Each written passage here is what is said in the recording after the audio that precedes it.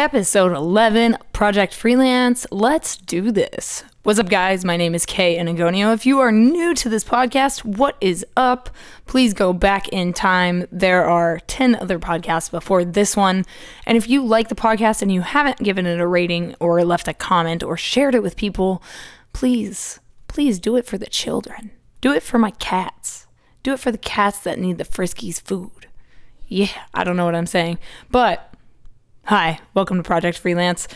This week, I'm going to be talking about the fundamentals of photography and videography specifically, but these fundamentals can also be applied to other mediums such as music and or any other freelance style. So in the past few episodes, I've talked a little bit about education and specifically my education, and as the podcast continues, I will be bringing guests on and I'll obviously be asking them about their opinions on education because some people studied like I did. I have a bachelor's degree in film production, but other people didn't study at all and they are very, very successful. So it's not only a matter of, personal preference, whether you study or don't study. It's also obviously a matter of money and all those things.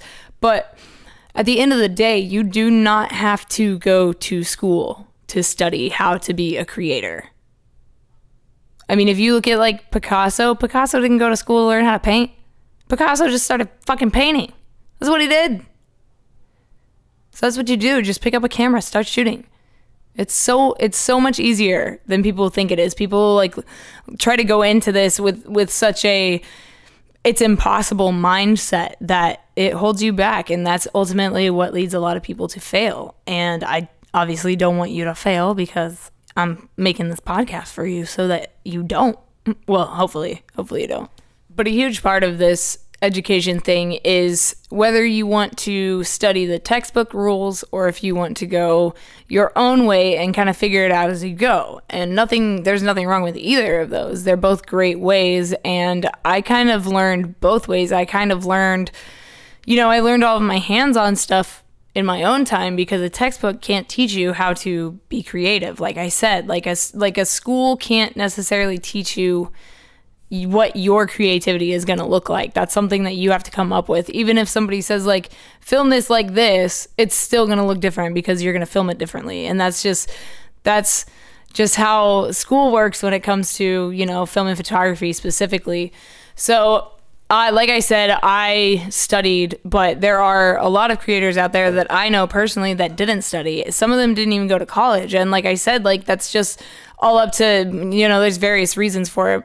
Personal preference, money, whatever it is, or you just, want to jump right into it.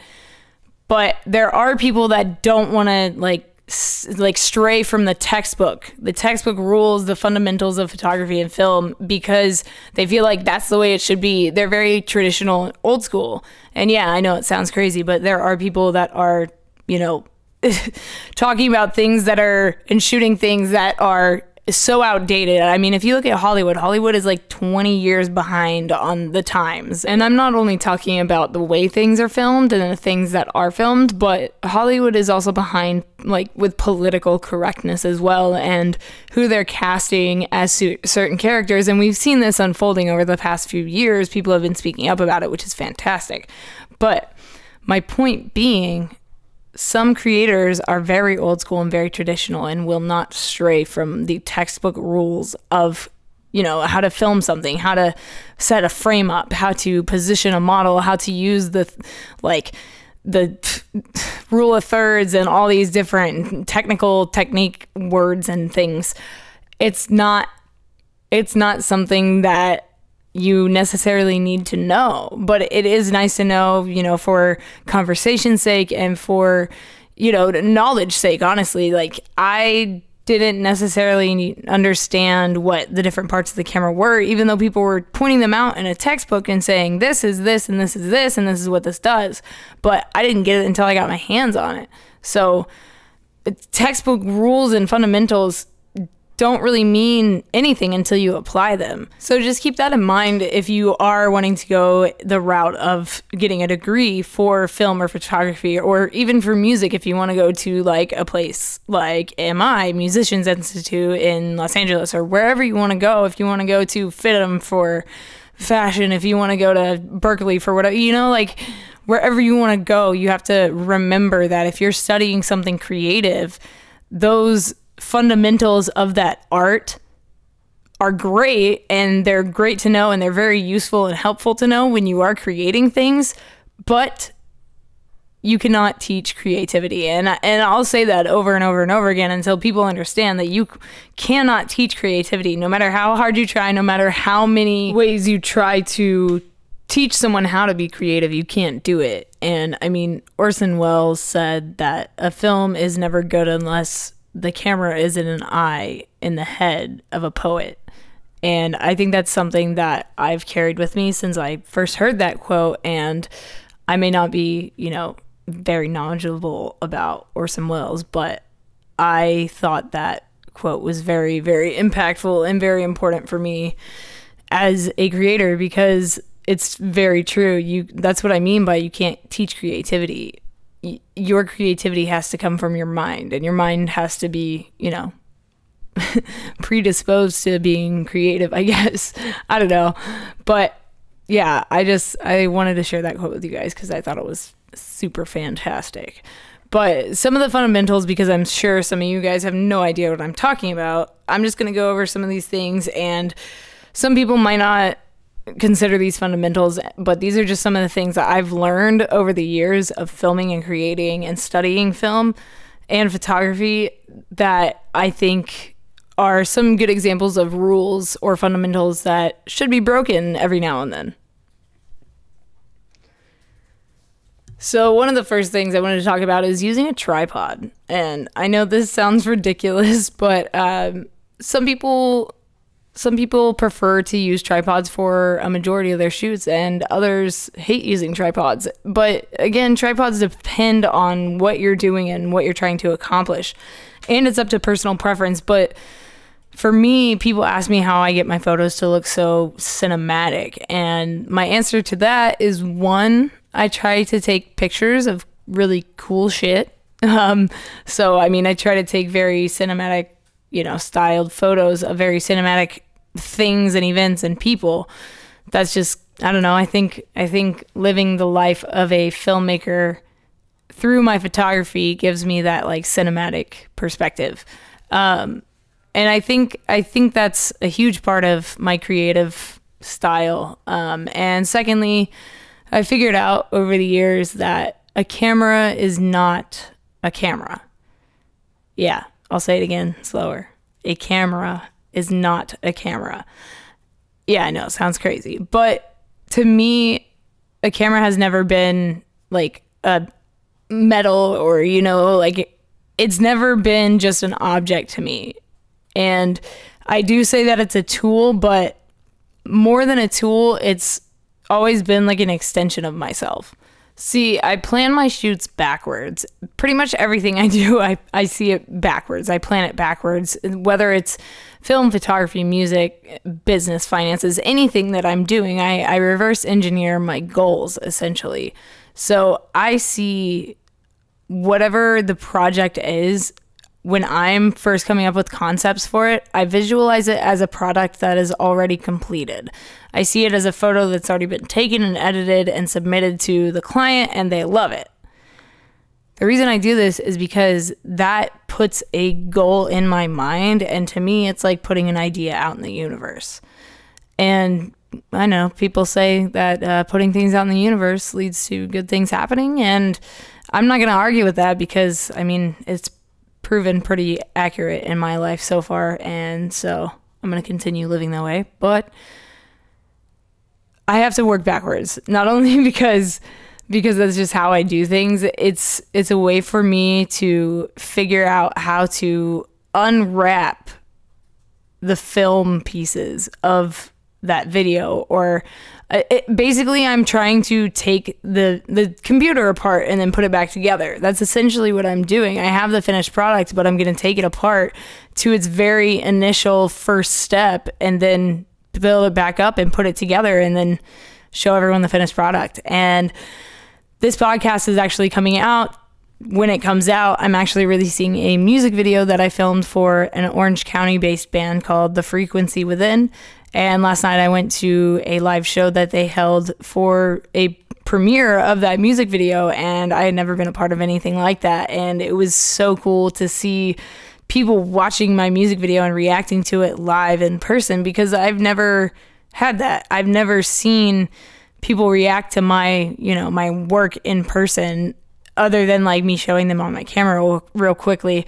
But it was something very, very special to me, and I hope that I get to do it many more times. I want to, finish a bunch of documentaries I've been working on and submit them to film festivals and maybe Netflix and some other outlets, because I feel like they're very, very important topics to me. And one of my professors when I was studying told me something once, and it stuck in my brain, and it's something that I have used in all aspects of my life when it comes to my creative works.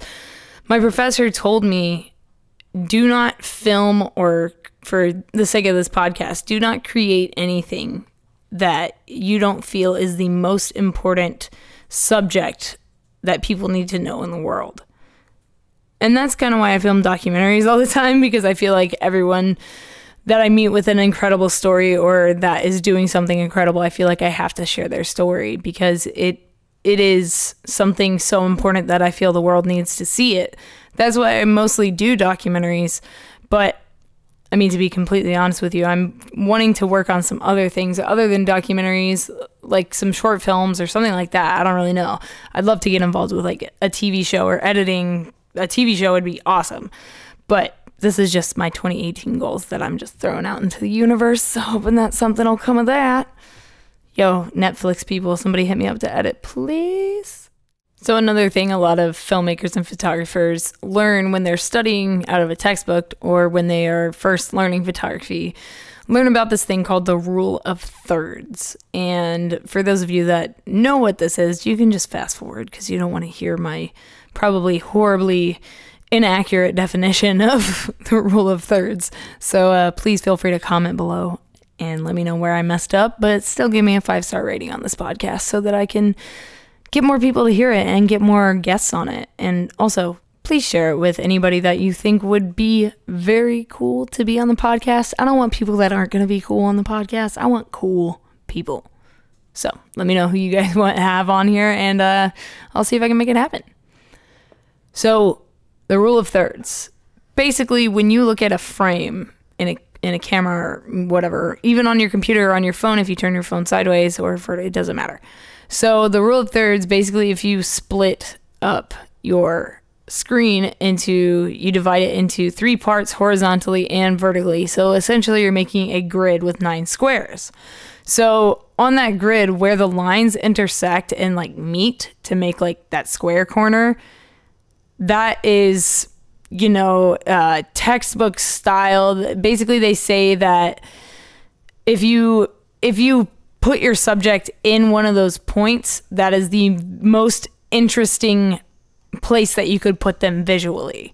And I don't know why that is. I don't know what it has to do with our brains and the way we see things, but somebody somehow found out that by dividing a frame into 9 squares and putting the subject in one of these points, you could make a more interesting visual. I don't know how they came up with that or why the reason is, but that's just something that I learned when I was learning about photography and about, creating this kind of work. But fuck the rule of thirds for a second, because you don't always have to use the rule of thirds. That's the beauty of film styles. That's the beauty of having so many different techniques and so many different terms for all these film techniques, because there isn't one set way to create content. There's no one set way to take a picture and set up a picture and where to place your subject and how to frame it. And it's so interesting to see how critical people are. But then if you go on a site like Viewbug, and if you don't know what Viewbug is, head into the description after you're done with this podcast or while you're listening to it if you're not driving. And check out Viewbug. I think that's a partner referral code in the description. I don't really know, but click on it. It might help me. It might help the podcast. I don't really know, but anyway, click on it down there, check it out. The app is basically full of photography contests. And they're for anybody, from amateurs with an iPhone to professionals with a $20,000 camera lenses. Anybody and everybody can join these contests, and people will create challenges for the community. So they'll have like a newbie of the month contest. So it's people that are new to the app, to the site. They get to be, they get exposure the first time that they're a part of the site. So it's a really cool way to get the photography community in the world involved in something. And with things like that, with looking at, aspects of photography, like using the rule of thirds or different types of styles, you can see how everybody's perspective and creativity is different based on the entries of each contest. So if you go through the contest right now, I know they have one on the Milky Way. They have one on weddings at night that I need to enter a photo into. They have some on like capturing the 4 elements. So I entered a lot of like fire related photos. So ViewBug is really cool. I don't know, I don't remember how I found it, but I'm really glad I did. And if you want to know about other sites like that, I know that there's Guru Shots. That's the other one I use. I don't really know about too many other ones that are worth it because a lot of them are paid memberships. ViewBug is like that if you want to go pro, which means you can get into the bigger contests where they give away bigger prizes. Oh yeah, I forgot to mention that. So the contest prizes, you can win anything from like Adobe Lightroom package. You could win cameras, lenses. You could win light boxes and filters, and you could GoPros. You can literally win so many incredible things just by showing your creativity. It's basically like going to an art show and potentially winning camera gear or money. They also give away like money with prizes and stuff. It's absolutely fantastic. And obviously the way they make the money is through those pro memberships, which is why they encourage those. And right now I'm not actually on the pro membership because I don't feel that my photography is actually worthy to be a part of the category that is pro on ViewBug yet. I mean, if you go look at some of those people's photographs, oh my God, it will make you possibly want to quit, but don't do that. But yeah, ViewBug is absolutely amazing. I'll put the links into the description down below where I always put all the links, including the links to my social media, which are kanagoniophotography.com, and my Instagram is kanagoniophotography, as well as my Facebook, and my personal Instagram is just @kanagonio. So yeah, be sure to hit me up. And if you dig the podcast, when you share it, use the hashtag Project Freelance, would you know? Cool. So we have a rule of thirds. Really exciting. You do not have to follow it. You don't. You really don't. It can make your visuals more interesting, if you will, but it's not like you have to do this or you're not a filmmaker. That's the thing with these fundamentals. Like you're not locked into this, and that's why this medium is so fun because it's not like your typical job where you do the same routine every day with like your typical 9-to-5 or whatever. Even if you're working on a project, it's like the same thing. But with creators, we work on a multitude of things all at once and all at different times, and we never stop working. And so I don't know what this has to do with the rule of thirds, but basically the fundamentals of the art form that you are a part of, you don't have to use them. You really don't, because like I keep saying, your creativity can't be like stalled or stopped by things like the rule of thirds and adjusting your aperture, which is something else I wanted to talk about, because aperture on a camera was something I did not understand. I did not understand what it was or where it was or what it had to do with taking a photo for the longest time. Like literally for probably about 1.5 years of me shooting, I had no idea what the aperture did specifically. I was like, I don't know what it is or where it is, but like it's there. It does things with light because I know that's how a photo is made. It's made because light is captured. It captures light. That's what a camera does. You should definitely share this podcast with your photography and film teachers, because I feel like the things I say are super important because I know what I'm talking about. I don't. I kind of do. Not really. A little bit. Okay, so aperture. You want to know what the aperture is? So the aperture is the size of the opening of a lens. I should have made this a video podcast. Go look on my Instagram. I'll post something on my Instagram story about apertures for you guys at K Anagonio Photography. Hit it up. So the aperture is the size of the opening in the lens. So essentially think of a camera lens as an eye, as an eyeball. So when you are in the dark, your pupils get extremely big. They get real big, right? That's because it's dark and your eyes are trying to adjust to that darkness, and the pupil needs to expand, if you will, so that it will allow more light to come into your eyes. That's why it takes time for your eyes to adjust when you go from outdoors to indoors. It's the same thing if you're shooting with a camera on auto, ISO, or whatever mode, even though ISO is a completely different thing than the aperture. Don't mix the two up, because I had no idea what I was talking about. But regardless, if you have your camera set on auto, it can also adjust the aperture for you. So when you walk from outdoors to indoors, it will have to adjust the brightness to adjust for, the lack of light from inside. But when you're shooting in manual mode, you have to manually adjust this.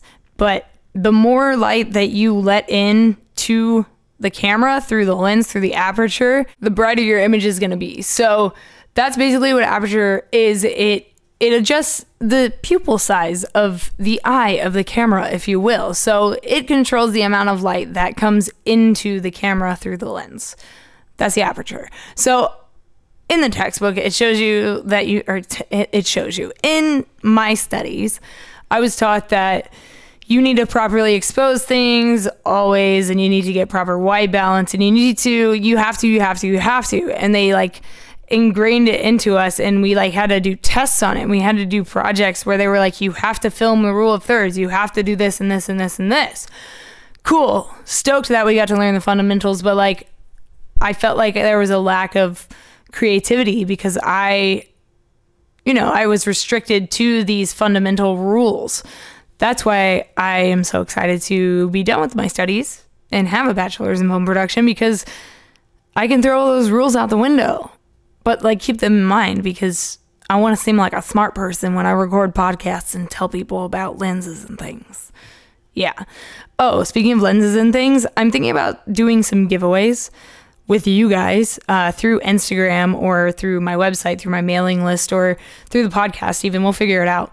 But I want to give you guys some of my old camera gear, because I know a lot of you guys are up and coming, and I know a lot of you guys can't really afford to get your own gear right now, and maybe your family is not in a financial standing where they could do that. But I want to be able to do that for you guys, and I want to eventually be able to partner with companies like Sony and Canon and whoever else wants to join, DJI or Samsung or whoever wants to join and sponsor the podcast and work with me like that. I would love to work with them to help give you guys the supplies and the gear that I think you will need for your journey.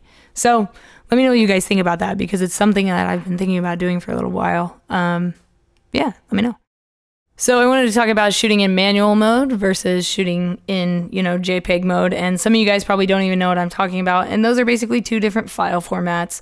JPEG is your standard format for a photo.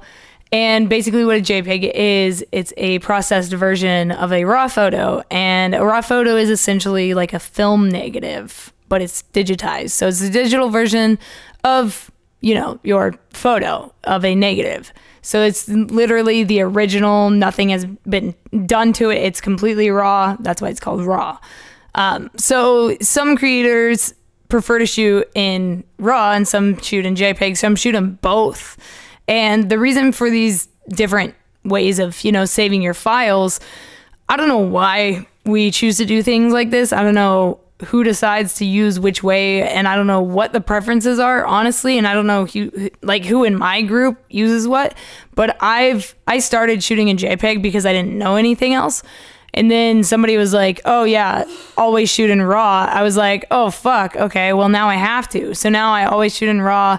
And by shooting in RAW and JPEG at the same time, you just take up more file space. But some people do that just to send off a quick little test version to, clients or friends or whatever, just to show them a quick photo. So I want to backtrack real quick and talk about education a little bit more, because I feel like it's important to be as knowledgeable about the medium that you're in as possible. And the only way you can become a master of a craft is by learning from masters. So that's why I ask everybody that I work for and that I work with, like, I ask them for advice because I want to know what they've done and how they've become successful so I can, you know, take inspiration from that and guidance from that. So if you do not want to study film or photography or music or whatever it is that you are wanting to do or create, and you're wanting to know how you can learn these fundamentals and how you can learn the standard rules of photography and film and then learn how to break those rules, and you don't want to, you know, go to school or pay for school, it's really quite simple. It's right in front of you probably if you're on your phone right now. Watch YouTube videos. Watch movies. Look at Instagram. Go to an art show. Read a magazine. Like, you don't have to go learn something from a textbook. You can literally just go watch movies. You can learn how like, there's very similar fundamentals used in every movie, you know? So if you just look at the way things are framed and the way things are, you know, if you just pay attention to movies and watch enough of them and look at enough photography and look at enough content, you'll realize that there are similarities throughout pretty much everything that we do. Even if you look at music, there are some similarities within, you know, different songs, different genres. That's just the way things work. But the best way to learn is by doing. So watch a bunch of movies. Go make some movies. Just see what you can do. Basically, what you want to try to do is almost incorporate the film style of who you're watching or what you're looking at so that you can then take inspiration from that and turn it into your own style. And I mean, that's why photography and film is so rad, because you just get to come up with cool stuff. So when should you break these rules? When should you break rules of film and photography? When should you break the fundamental rules? Some people will tell you never, because then you're going to fail. I don't know. People are weird. You should break the rules when you film as necessary. But I will say this. This is pretty much the only thing I can really say about when you should break rules. Remember to film things with purpose. Not just because. Not just because. This is not a productive thing to do, and it wastes time. Because why would you just film, you know, that car drive-by just because? Maybe you'll need a car driving by at some point in the movie. If you don't need a car driving by in the movie, why would you waste your time and energy and your memory on your camera on something that you're not going to use? Film things with a purpose. But if you do have the extra time, obviously shoot away. Shoot away. Be my guest. But be sure to keep your visual priorities in mind, because at the end of the day, that's the most important thing. You're here to make a visual. You're here to make something come to life. And you don't want to get sidetracked from that, because one, it will make the project drag on, and two, it might take away from the message of the piece. This has been episode 11 of Project Freelance. Do me a favor, go learn some rules about your industry, about your craft, and then go have some fun and break those rules. Send me some of your stuff. Send me some stuff on Instagram. You can tag me at K Photography and use the hashtag Project Freelance, because that's probably where you heard about this. And hey, share it with a friend, share it with a homie, share it with your grandma. Maybe your grandma wants to know how to take photos. You don't know. She's got stuff to take photos of, her cats, her plants, her Tupperware. I don't know what grandmas take photos of. But hey, share it with your grandma. She's probably awesome. Tell her I said hey. I'll see you guys. No, I won't. I'll talk to you guys next week on Project Freelance. Later.